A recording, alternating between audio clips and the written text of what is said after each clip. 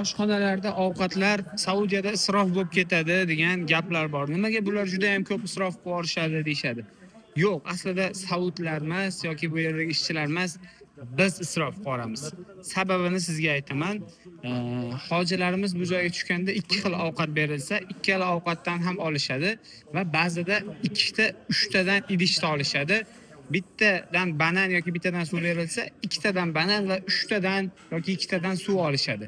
Bu holat bo'lsa, o'zlaridan keyingi hojilarga ovqat yetmasligiga sabab bo'ladi. Bu juda ham ko'p marta kuzatilgan holat.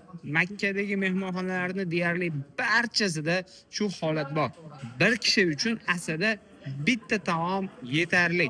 Bu muammo hammada bo'lgani uchun, juda ko'pchilikda kuzatilgani uchun men bu muammoni yoritishga qaror qildim. Iltimos, umraga kelayotgan, hajga kelayotgan birodarlarga, yaqinlarga va hojona hojzadalarimizga aytaylik, bu joylar juda ham issiq. Inson yarim kosa ovqatga to'yib qoladi. Ikkala ovqatdan yarim kosadan olinsa yetadi.